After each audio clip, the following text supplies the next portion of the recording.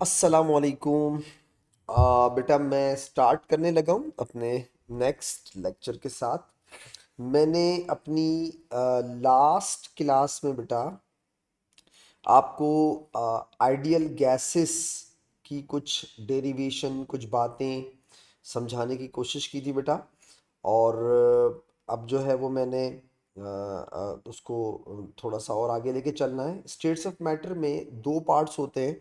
पहला पार्ट जो था वो गैस लॉज का था, और जो हमारा दूसरा पार्ट है बेटा वो स्टेट्स ऑफ मैटर का ही है, मतलब कि सॉलिड लिक्विड गैस। और उसके अंदर भी हमने कुछ जाइंट कोवेलेंट स्ट्रक्चर्स वगैरह पढ़ने हैं, ठीक है। तो सबसे पहले तो बेटा मैं आपको स्टार्ट करवाता हूँ। देखें, हमने आज से जो टॉपिक स्टार्ट करना है वो है जाइंट कोवेलेंट स्ट्रक्चर्स का कंपैरिजन सिंपल मॉलिक्यूलर स्ट्रक्चर्स के साथ।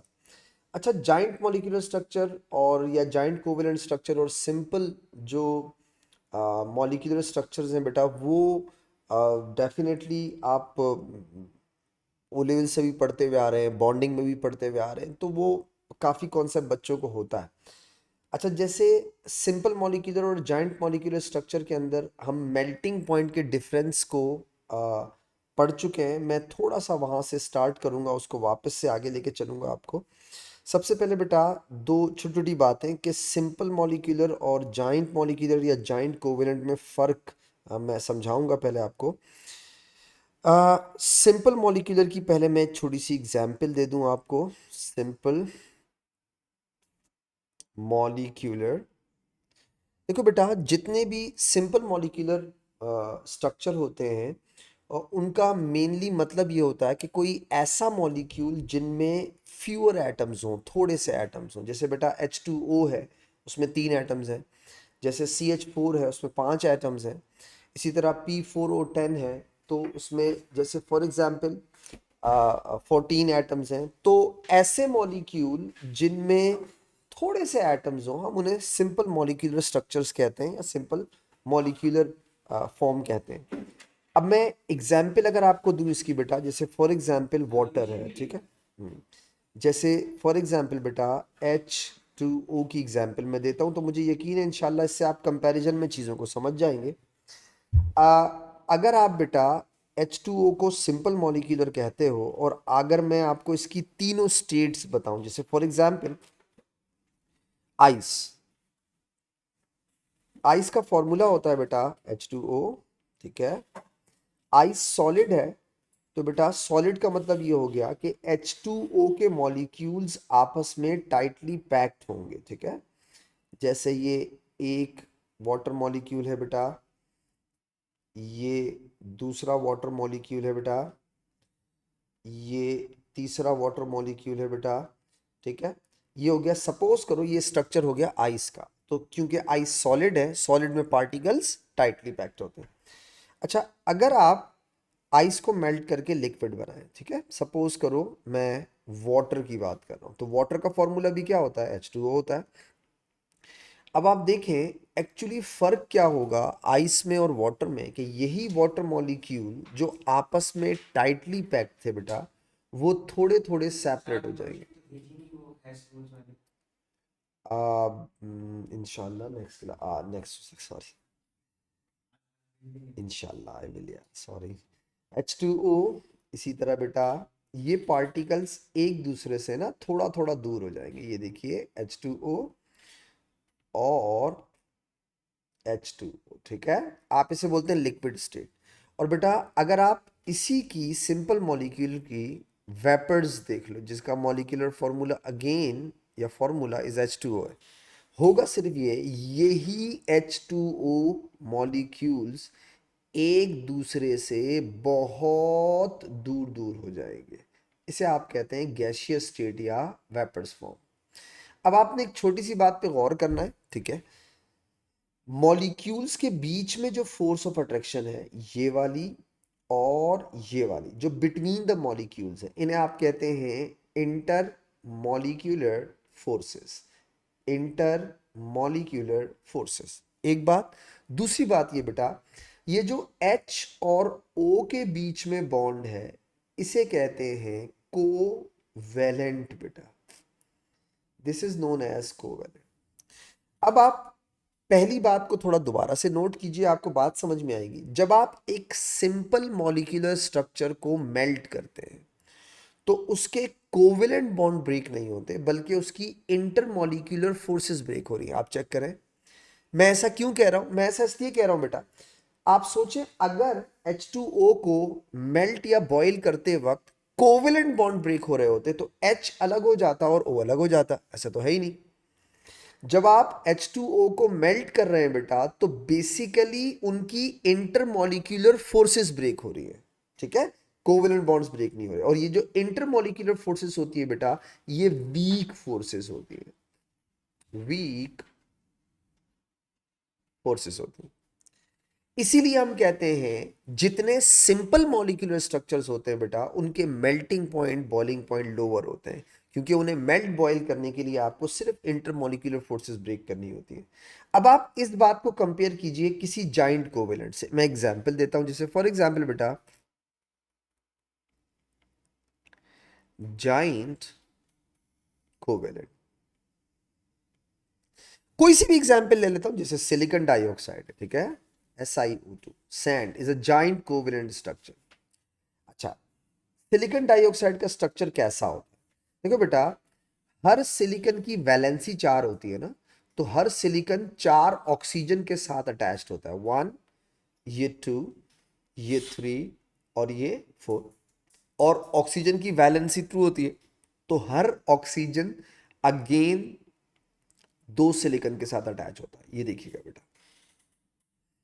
उसके बाद फिर से oxygen, silicon, silicon, oxygen and so on, ये जाइंट मॉलिक्यूलर स्ट्रक्चर होता है या जाइंट कोवेलेंट स्ट्रक्चर होता है। अच्छा, अब अगर आप इसे मेल्ट करना चाह रहे हैं, मेल्ट का मतलब ये हो गया इसके पार्टिकल को सेपरेट करना चाह रहे हैं, तो पता है आपको तोड़ना क्या पड़ेगा? ये बॉन्ड तोड़ना पड़ेगा, ये वाला, ये वाला बॉन्ड, ये वाला बॉन्ड, ये वाला बॉन्ड, ये वाला बॉन्ड, और ये सारे बॉन्ड्स कौन से हैं बेटा? कोवेलेंट। अब आप फर्क समझिए, जब आप सिंपल मॉलिक्यूलर स्ट्रक्चर्स को मेल्ट या बॉईल करते हैं तो आप वीक इंटरमॉलिक्यूलर फोर्सेस ब्रेक करते हैं, तो आपको कम एनर्जी चाहिए होती है। लेकिन जब आप किसी जाइंट कोवेलेंट स्ट्रक्चर को मेल्ट या बॉईल करते हैं तो आपको स्ट्रॉन्ग कोवेलेंट बॉन्ड तोड़ने पड़ते हैं, और वो भी बहुत सारे, एक दो नहीं। इसीलिए आप कहते हैं कि जितने जाइंट कोवेलेंट स्ट्रक्चर है उनके मेल्टिंग पॉइंट हमेशा क्या होते हैं? हाई होते हैं। तो ये फर्क है बेटा, ठीक है। सिंपल मॉलिक्यूलर स्ट्रक्चर के मेल्टिंग बॉइलिंग पॉइंट के आपको बेतहाशा सवाल मिलेंगे, कंपैरिजन वाले, जाइंट कोवेलेंट स्ट्रक्चर वाले बेतहाशा सवाल मिलेंगे। इसीलिए मैंने आपको शुरू में इन दोनों में डिफरेंस समझा दिया, ठीक है। एक छोटी सी बात यहां पे मैं लिख देता हूं, फिर मैं आगे बढ़ता हूं। जैसे बेटा ऑल, मैं लिख देता हूं ना इस बात को जो मैंने आपको समझाई है, all simple molecular substances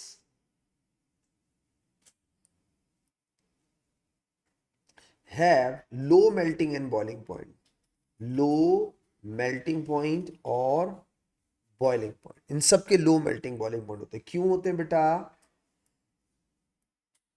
because small amount of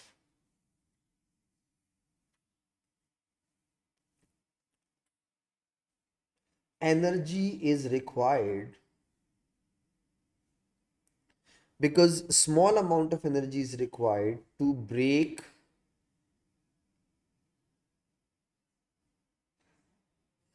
weak intermolecular forces,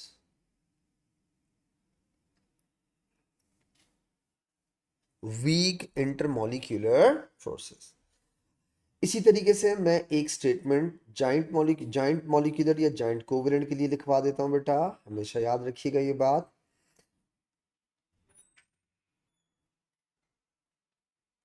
all all giant covalent structures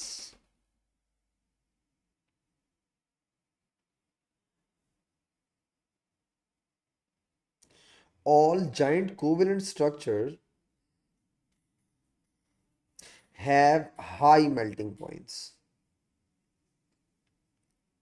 because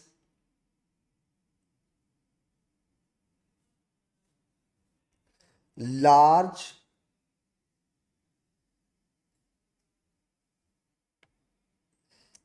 large amount of energy is required. Energy is required to break the network of strong covalent bonds. यानी एक दो covalent bond नहीं है बेटा, बहुत सारे strong covalent bonds. तो ये था, मैंने आपको थोड़ा सा रिवाइज करा दिया, पेपर में लिखने का तरीका बता दिया आपको बेटा, कि जब आपसे वो सवाल पूछता है सिंपल मॉलिक्यूलर का और जाइंट कोवेलेंट स्ट्रक्चर का मेल्टिंग पॉइंट का, वो आपको जगह जगह नजर आएंगे ये सवाल पास पेपर्स के अंदर, ठीक है। तो आपको जरा ख्याल रखना है इन बात का।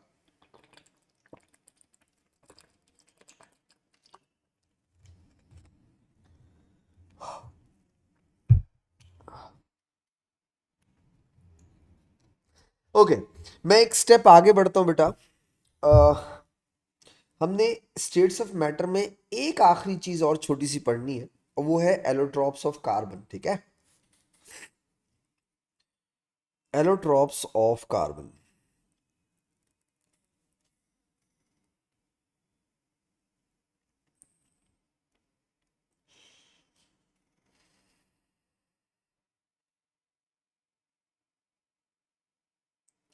अच्छा, एलोट्रॉप्स ऑफ कार्बन में पहले तो एलोट्रॉप्स की डेफिनेशन आप ओ लेवल से पढ़ते हुए आ रहे हैं, आप सबको आती होगी। Same element with different structure. जैसे आपने ग्रेफाइट और डायमंड पढ़ा, ग्रेफाइट का फॉर्मूला क्या है? सी। डायमंड का फॉर्मूला क्या है? सी। तो same element with different structure, अगर एलिमेंट सेम हो स्ट्रक्चर डिफरेंट हो तो आप उन्हें बोलते हैं दे आर एलोट्रॉप्स, ठीक है। तो definition just for your formality लिख रहा हूं मैं, सेम एलिमेंट, ताकि तुम्हें वापस से रिवाइज हो जाए बेटा। Same elements with different same element with different structure बेटा।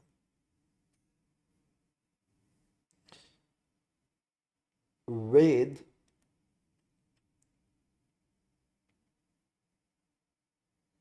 different structures।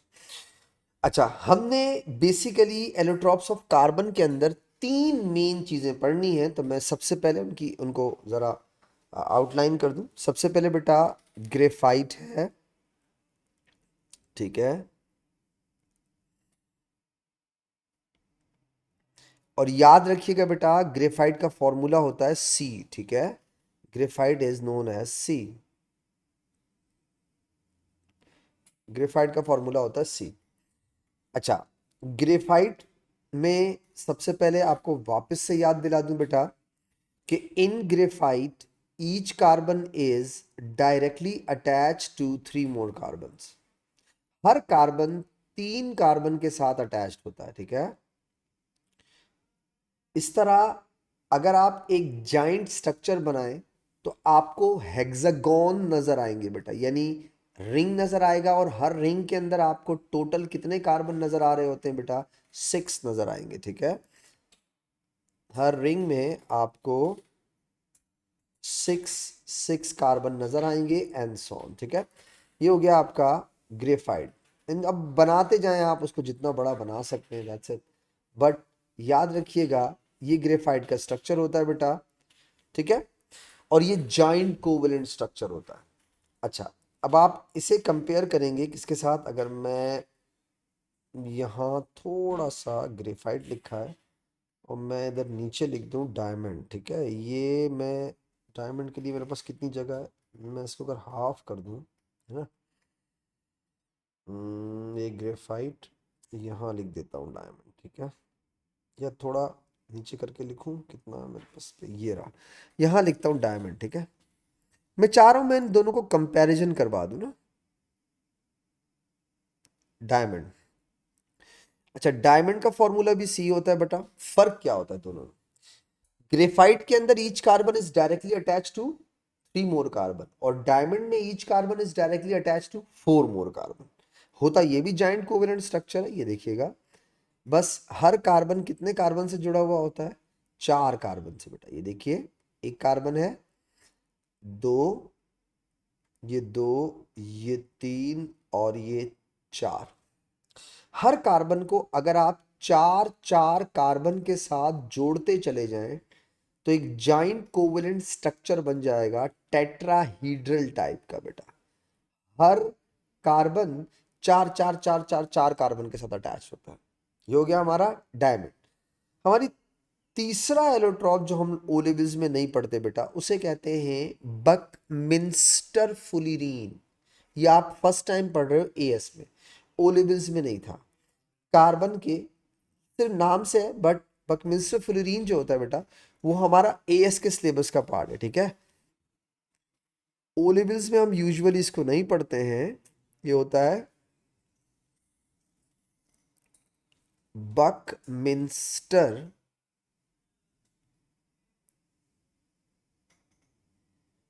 फुलिरीन। इसे ना C60 कहते हैं, यानी एक पूरा मॉलिक्यूल जो है उसमें टोटल कार्बन एटम्स कितने होते हैं? 60। इसका एक और नाम भी है, इसे लोग शॉर्टकट में बकी बॉल्स भी कहते हैं,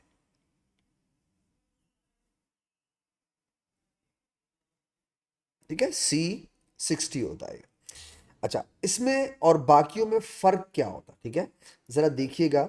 ये आप चूंकि मैंने कहा ना फर्स्ट टाइम पढ़ रहे हो बेटा, इसमें हर कार्बन 3 कार्बन के साथ जुड़ा हुआ होता है, बट फर्क है।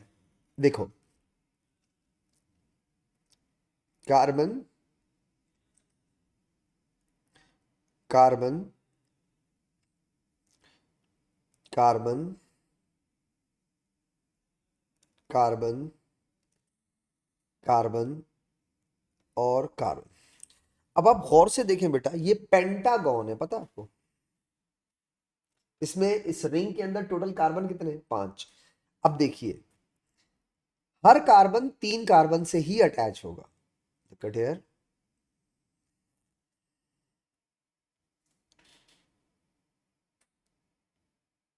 ये हेक्सागन है, यानी पहला वाला रिंग मैंने क्या बनाया? पेंटागन। दूसरा क्या बना रहा हूं? हेक्सागन। दोबारा देखिए,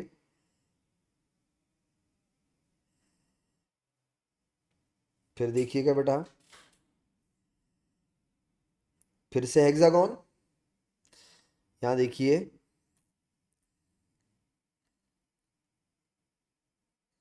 फिर से हेक्सागन,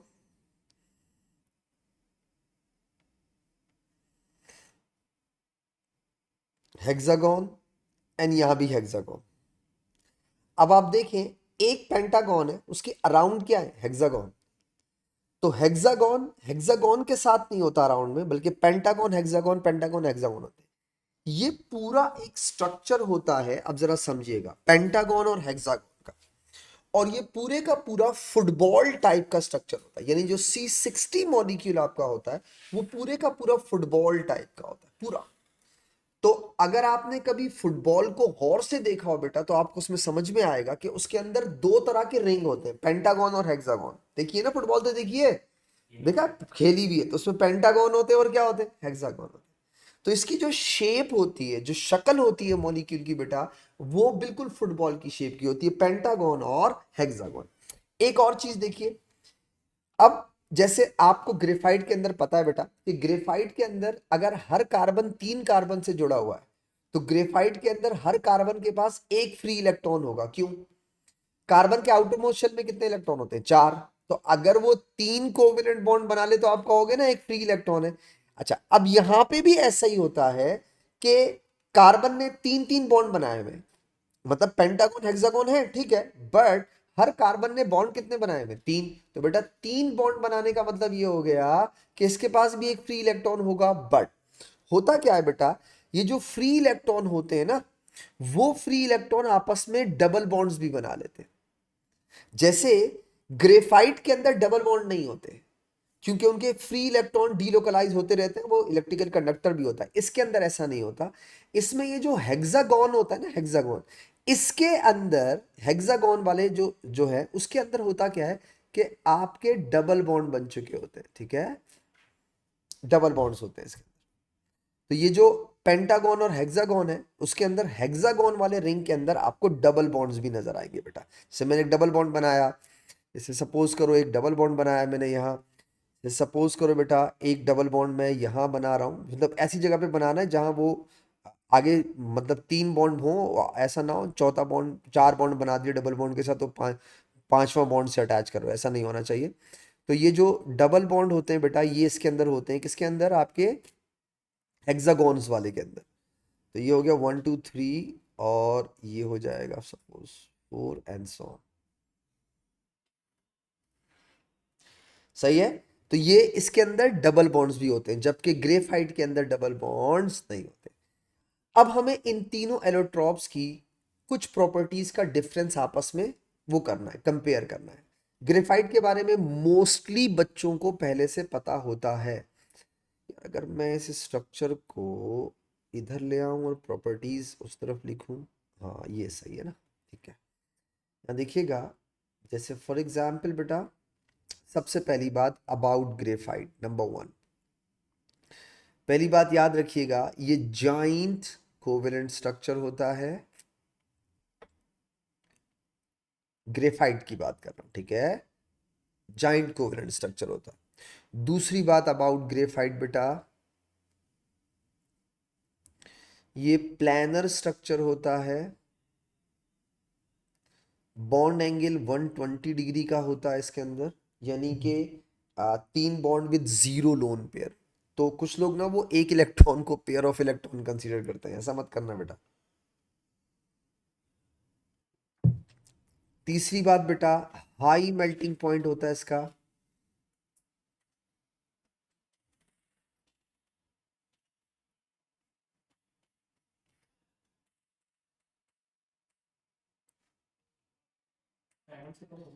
जी। चौथी बात बेटा, good conductor of electricity.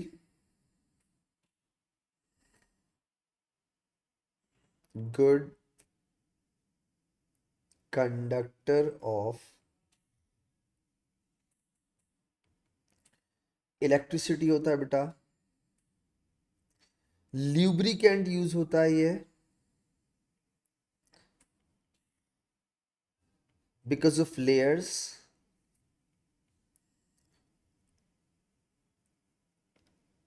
Graphite में लेयर्स होती है बेटा, लेयर्स के बीच में वेंडरवॉल फोर्स या इंड्यूस्ड डाइपोल डाइपोल फोर्सेस होती है बेटा, ठीक है।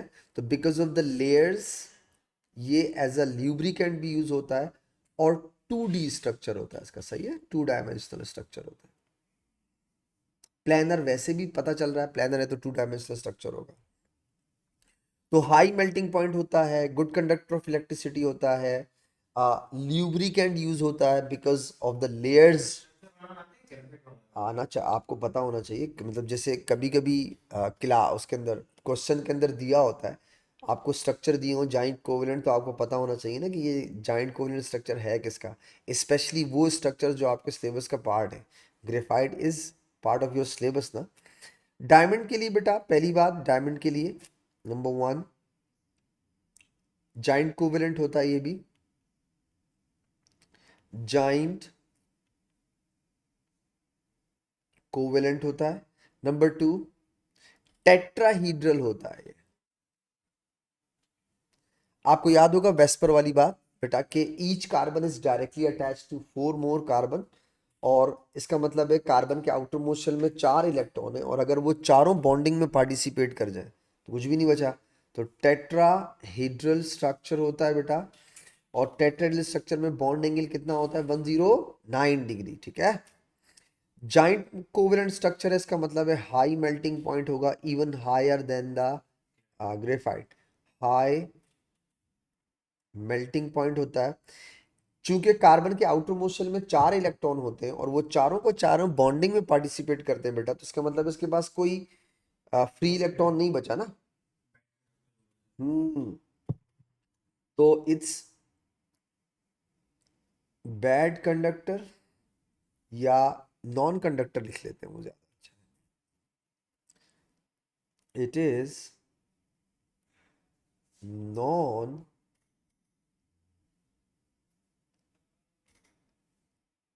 नॉन कंडक्टर, ठीक है। अच्छा, थ्री डायमेंशनल नेटवर्क की वजह से हार्ड होता है, हार्डेस्ट स्ट्रक्चर होता है इसका, ये 3D स्ट्रक्चर होता है। इसी तरह यूज्ड इन ड्रिलिंग्स वगैरह के लिए यूज होता है, ड्रिलिंग में यूज होता है, ग्लास कटिंग वगैरह में यूज होता है बेटा, ठीक है। ये हो गया डायमंड के लिए, ठीक है। तो मैं अगर इसे थोड़ा ऊपर करूं जरा देखिएगा, ताकि मैं कंपैरिजन कर सकूं यार, इसको मैं ऊपर ले जाऊं, यहाँ ले जाऊं इसको मैं, और इन सारे पॉइंट्स को भी मैं ऊपर ले जाता हूँ। अभी आमने सामने हो गया ना, कंपैरिजन हो गया, ठीक है, ग्रेफाइट और डायमंड का। अब हम आते हैं बेटा बकमिंस्टर फुलरीन के ऊपर। क्या मैं इन्हें ऊपर ले जा सकता हूँ? पता नहीं, आई डोंट नो। एक कॉपी पेस्ट करना पड़ेगा ना। नहीं नहीं, चले जाएंगे ऊपर। अरे वाह, जबरदस्त। अच्छा हो गया ना, एक ही पेज पे आ जाएंगे तो सही हो जाएगा। बकमिंस्टर फुलरीन बेटा, ठीक है। इसकी प्रॉपर्टीज जाहिर बात है आपने पहले नहीं पढ़ी है, फर्स्ट टाइम देख रहे हो, जरा देखिएगा इसको। बकमिंस्टर फुलरीन में सबसे पहली बात बेटा, नंबर वन, ये सिंपल मॉलिक्यूलर स्ट्रक्चर होता है, यानी इसमें टोटल एक मॉलिक्यूल के अंदर कितने एटम्स होते हैं? 60, बस। ये भी सिंपल मॉलिक्यूलर स्ट्रक्चर है। दूसरी बात बेटा, अगर ये सिंपल मॉलिक्यूलर स्ट्रक्चर है तो मेल्टिंग बॉइलिंग पॉइंट लो होंगे, ठीक है। अभी मैंने सबसे पहले आपको एक छोटी सी एग्जांपल दी कि जाइंट कोवेलेंट स्ट्रक्चर के मेल्टिंग बॉइलिंग पॉइंट हाई होते हैं और सिंपल मॉलिक्यूलर स्ट्रक्चर के मेल्टिंग बॉइलिंग पॉइंट लोअर होते हैं ना। तो ये होगा low melting and boiling point बेटा, लो मेल्टिंग पॉइंट और बॉइलिंग पॉइंट। तो ये सिंपल मॉलिक्यूलर स्ट्रक्चर होता है, low melting point boiling point होते हैं इसके बेटा। अच्छा, रीजन में अगर आपसे कोई पूछे तो चूंकि नॉन पोलर है, तो because of weak intermolecular forces, that is induced dipole बेटा, इंड्यूस्ड डाइपोल, डाइपोल बेटा, इंड्यूस्ड डाइपोल, डाइपोल फोर्सेस, ठीक है। अच्छा, आगे देखिएगा, बहुत सारे बच्चे ना यहाँ पे एक मिस्टेक करते हैं कॉमन, और अक्सर आपका एग्जामिनर उससे फायदा भी उठाता है। वो अब जैसे ग्रेफाइट के अंदर हर कार्बन कितने कार्बन से जुड़ा हुआ है? 3 से। अच्छा, बकमिंस्टर फ्लोरीन में भी कितने से जुड़ा हुआ है? 3 से। तो वो पता है बच्चे क्या बोलते हैं, अच्छा वो प्लानर है तो ये भी प्लानर होगा, 120 होगा। जी नहीं, ऐसा नहीं होता। जरा थोड़ा मेरी बात को समझिएगा। देखो बेटा, सबसे पहले रुक के ना थोड़ा सा जरा देखिए मैं बोलना क्या चाह रहा हूँ। एक तो ग्रेफाइट का स्ट्रक्चर प्लानर होता है, layers, plane. Buckminster fullerene planar नहीं होता। जैसे फॉर एग्जांपल, अगर ये स्ट्रक्चर प्लानर है और आप इसे यूं राउंड कर दें, यानी आप खुद ही कह रहे हैं कि बकमिंस्टर फ्लोरीन फुटबॉल टाइप का होता है, तो क्या बेटा इसका बॉन्ड एंगल और इस तरह की शेप में bond angle as it is रहेगा? नहीं रहेगा ना, चेंज हो जाएगा। तो हम लोग क्या समझते हैं कि अगर ग्रेफाइट का बॉन्ड एंगल 120 है तो हम बकमिंस्टर फ्लोरीन का भी 120 होगा? ऐसा नहीं है। वहां डबल बॉन्ड नहीं है, यहां डबल बॉन्ड्स भी हैं, ठीक है। वो स्ट्रेट 2 डायमेंशनल स्ट्रक्चर है, ये राउंडेड शेप का स्ट्रक्चर है। तो आपका जो बॉन्ड है वो स्ट्रेन्ड होता है, डिफरेंट हो जाएगा। तो बेटा यूजुअली कहा जाता है कि बकमिंस्टर फुलरीन के अंदर 2 तरह के बॉन्ड एंगल हो सकते हैं, 2। सही है। कुछ लोग कहते हैं कि बॉन्ड एंगल इसका हो सकता है, bond angle 108 degree and 120 degree, ये 2 तरह के बॉन्ड एंगल इसमें हो सकते हैं। तो ये एग्जैक्टली exactly उस तरह का नहीं होता कि बॉन्ड एंगल्स आर 120, जी नहीं। 120 और 120 से कम होते हैं और 108 से ज्यादा होते हैं, तो इसके उसमें बीच में होता है, ठीक है। तो बॉन्ड एंगल्स इसमें डिफरेंट टाइप के होते हैं, तो ये not like the graphite is 120 जहां पे है वो नहीं है। तो low melting point bond angle 120 नहीं होता बेटा, सिंपल मॉलिक्यूलर होता है, ठीक है। अच्छा, इसके अलावा नॉन कंडक्टर होता है ये भी, क्यों? क्योंकि बेटा इसमें जो डबल बॉन्ड है वो इलेक्ट्रॉन्स को डीलोकलाइज होने नहीं दे रहे ना, तभी तो डबल बॉन्ड बन गए उसमें।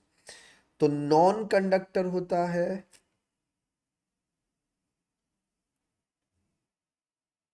नॉन कंडक्टर होता है, ठीक है। Covalent simple molecular low melting point, सही। अच्छा, एक और चीज इसमें जरा इसमें और याद रहे, मोर स्लिपरी देन ग्रेफाइट। ये बच्चों को बाद में जरा थोड़ा देर से समझ में आती है, मैं इसे लिख रहा हूं मोर स्लिपरी देन ग्रेफाइट। मोर स्लिपरी देन ग्रेफाइट। अच्छा, अब यहां पे ये जो मैं कह रहा हूं मोर स्लिपरी देन ग्रेफाइट, इसका मतलब क्या है? इसका मतलब ये बेटा, अगर आप एक रूम में थोड़ा सा ऑयल फेंक दें, थोड़ा रूम में फर्श पे आपने ऑयल फेंक दिया, तो आप उस पर स्लिप होते हैं? हाँ होते हैं। लेकिन बेटा आप सोचें, बकमिंस्टर फुलरीन का स्ट्रक्चर दिमाग में रखें, अगर आप किसी फर्श पर छोटे छोटे बॉल बेरिंग्स टाइप की चीजें फेंक दें, छोटे छोटे बॉल बेरिंग्स फेंक दें, और आप सोचें अगर आप बॉल बेरिंग्स पे स्लिप हो रहे हैं और आप ऑयल पे स्लिप हो रहे हैं, तो आप ज्यादा फास्ट स्लिप किस पे होंगे? बॉल बेरिंग के ऊपर। तो they are more slippery than graphite, ज्यादा स्लिपरी होते हैं ग्रेफाइट, ठीक है। सो याद रखिएगा, they are more slippery than graphite, ठीक है। ये हो गया इनमें डिफरेंस, मैंने आपको तकरीबन सारी बातें बता दी इसके अंदर। अच्छा, अब मैं इसको एक स्टेप और आगे लेके चलूंगा, बकमिस्टर फ्लोरीन काम कहाँ आता है, तो एक छोटा सा काम पहले तो मैं इसका समझाऊं आपको। देखो बेटा, जैसे ना ग्रेफाइट होती है ना, ग्रेफाइट,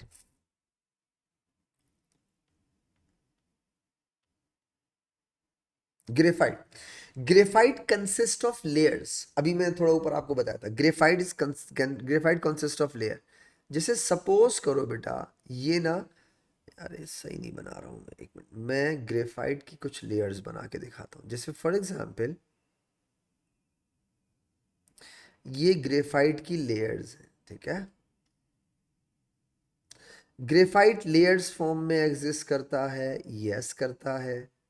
ये हो गई ग्रेफाइट की लेयर्स। अगर आप इन ग्रेफाइट की लेयर में से कोई एक लेयर सेपरेट कर दें, एक, सपोज आपने इस एक लेयर को अलग कर दिया, एक, देखते जाइए, ये रही वो एक इंडिविजुअल लेयर। आपको पता है इस इंडिविजुअल लेयर ऑफ ग्रेफाइट को कहते हैं graphene. This is called graphene.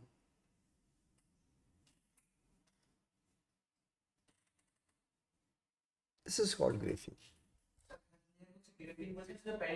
आ, आ, हर इंडिविजुअल लेयर को, एक लेयर को ग्रेफीन बोलते हैं, ठीक है।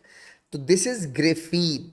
ग्रेफाइट की एक लेयर को कहते हैं ग्रेफीन। अब जरा सोचें, यहाँ पे आपको थोड़ा सा ना मुझे देखना पड़ेगा ताकि बात समझ में आ जाए। सपोज करो बेटा, जैसे ये मैं टिश्यू पेपर से एग्जांपल देता हूँ, शायद आपको मेरी बात समझ में आ जाए। जरा यहाँ देखिएगा,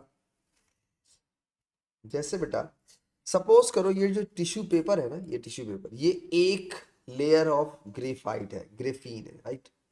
करते क्या है हम लोग, इस एक लेयर को ऐसे रैप कर देते हैं, अबे फट गई आई एम सॉरी, ऐसे ना इस एक लेयर को, अबे चलो कोई बात नहीं, इसको ना ऐसे रैप कर देते हैं लाइक दिस। असल में पेपर होता ना उससे ज्यादा अच्छा समझ में आए। जैसे ये हो गई, अब आप देख रहे हैं आप, ये यार एक मिनट, मैं आपको एक और तरीके से समझाता हूँ। यहाँ बहुत सारे पेपर पड़े हुए हैं, तो मैं ना एक पेपर किसी का लेके समझ, ये इससे समझ में आ जाएगा। लुक एट इट, ये ये एक लेयर है, ठीक है। This is one layer. मैंने इस एक लेयर को ऐसे रैप कर दिया लाइक दिस, बस। हाँ, ऐसे रोल कर दिया मैंने। अब आप देखो, आप, मैं आपको देख सकता हूँ, राइट।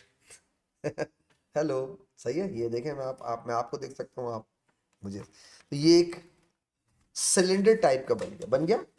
तो मैं कर क्या रहा हूं, मैं आपको ना स्टेप्स बता रहा हूं ताकि आपको बात समझ में आ जाए।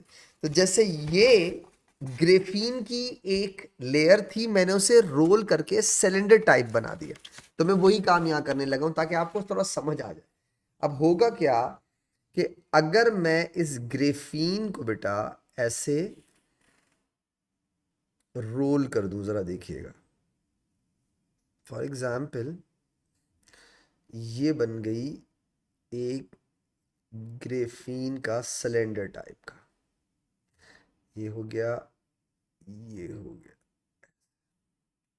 ठीक है, ये हो गई सिलेंडर, हो गया। अच्छा अब गौर से देखिएगा, अभी थोड़ी देर पहले मैंने आपको बताया था ये है, लेट्स सपोज बकमिंस्टर फुलेरीन है, ठीक है, ये क्या है, बकमिंस्टर फुलेरीन, ठीक है। मैंने क्या किया, गौर से देखिएगा, मैंने इसको मैं कह रहा हूं दिस इज बकी बॉल या बकमिंस्टर फुलेरीन। अब मैंने क्या किया, इसे ना बिल्कुल बीच से हाफ कर दिया, आधा कर दिया। क्या कर दिया मैंने, आधा। अब आप देखें इस आधे पार्ट को दोबारा देखिएगा बेटा, लुक एट हेयर। अगर मैं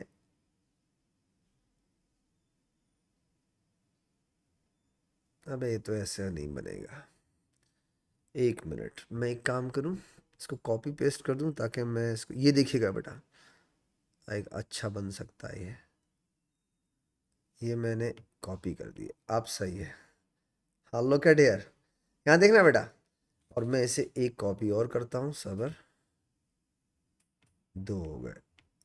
मुझे समझा, अब जरा मुझे समझाने दीजिएगा, ठीक है, इंशाल्लाह अब आ जाएगी क्लियर। ये देखें, ये मैंने क्या किया, बकी बॉल, ठीक है, मैंने इसका आधा लिया, राइट, आधा कर दिया। अब मैंने क्या किया, इसको देखिएगा, मैंने इस आधे को,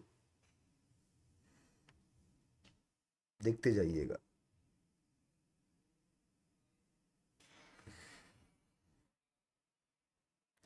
अगर मैं इसे रीसाइजिंग करूं, थोड़ा छोटा करूं,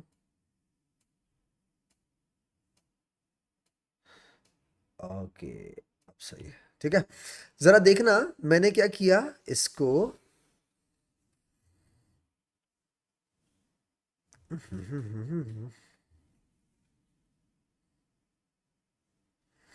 ज़रा समझिएगा बात को, तो इंशाल्लाह चीज़ें समझ में आ जाएंगी। ये देखें, अब मैं कर क्या रहा हूँ, ज़रा देखें, ये था बकी बॉल, मैंने उसको हाफ किया, कर दिया हाफ।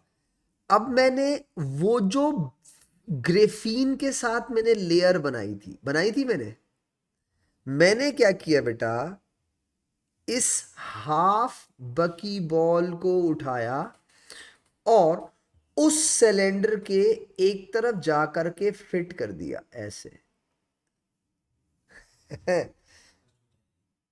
अबे चलना बस, सही है, समझ गया ना तू। जरा देखिएगा, ये मैंने कोशिश तो सही की है ना। अब आप गौर से देखें, ये जो ऊपर वाली चीज है, ये क्या थी, बोलो, ग्रिफीन थी, ठीक है।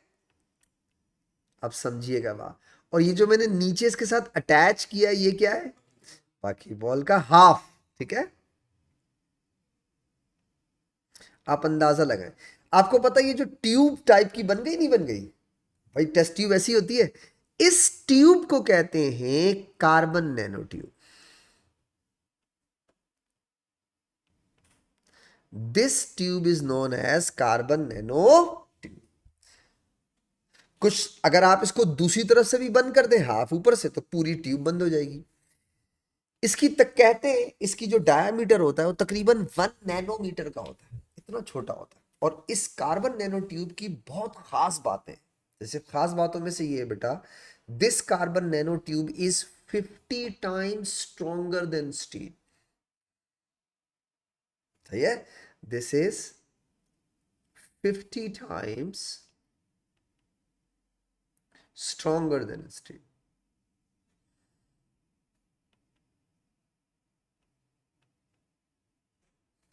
और ये यूज किस लिए होता है बेटा, ये ज़्यादातर जो रिएक्टिव मेटल्स होते हैं ना उनको ट्रांसफर करने के लिए, ट्रांसपोर्ट करने के लिए यूज होता है। सही है। तो it's 50 times stronger than steel and definitely it is a good conductor of electricity, क्योंकि ग्रेफाइट से बना है और ग्रेफाइट इज कंडक्टर, तो दिस इज गुड